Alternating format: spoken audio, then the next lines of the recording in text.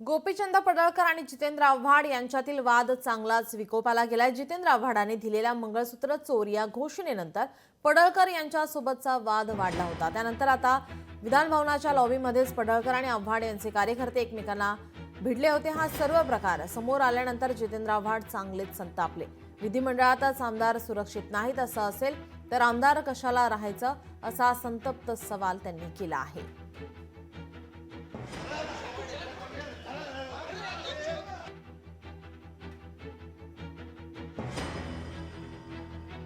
विधिमंडळ परिसरात हाणामारी झाली। पडळकर आणि आव्हाडांचे कार्यकर्ते भिडल्याची ही दृश्य, त्यांच्यातील वाद हा चांगलाच विकोपाला पोहोचला। जितेंद्र आव्हाडांनी दिलेल्या मंगळसूत्र चोर या घोषणेनंतर पडळकर यांच्यासोबतचा वाद वाढला होता।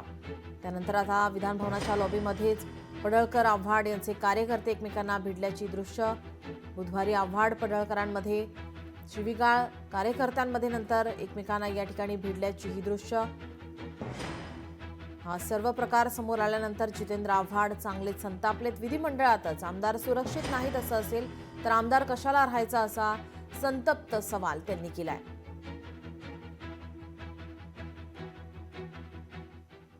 या ठिकाणी माननीय अध्यक्ष विधानसभा आणि माननीय सभापती विधान परिषद यांच्या अंतर्गत हा सगळा परिसर येतो।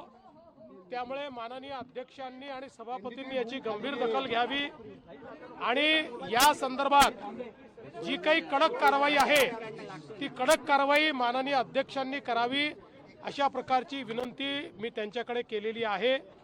मला असं वाटतं की अशा प्रकारे एकतर या ठिकाणी इतक्या मोठ्या प्रमाणात लोक जमा होतात आणि मारामारी करतात, हे या विधानसभेला शोभणारं नाही आणि म्हणून याच्यावर निश्चित कारवाई ही झालीच पाहिजे। पण ते समर्थक आहेत का गुंड आहेत?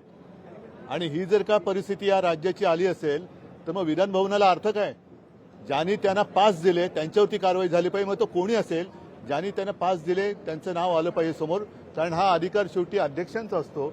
अध्यक्षांची पण दिशाभूल केली गेली का हा पण विषय आहे। मात्र अशी मारामारी आणि आमदारांना धक्काबुक्की, ही गुंडागर्दी आता विधान भवनापर्यंत पोहोचली असेल तर मग हे फार अवघड आहे।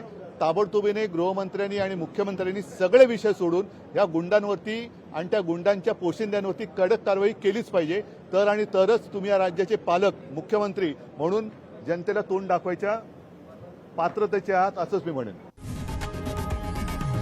लोकशाही मराठी ऐका, पहा, जागरूक रहा।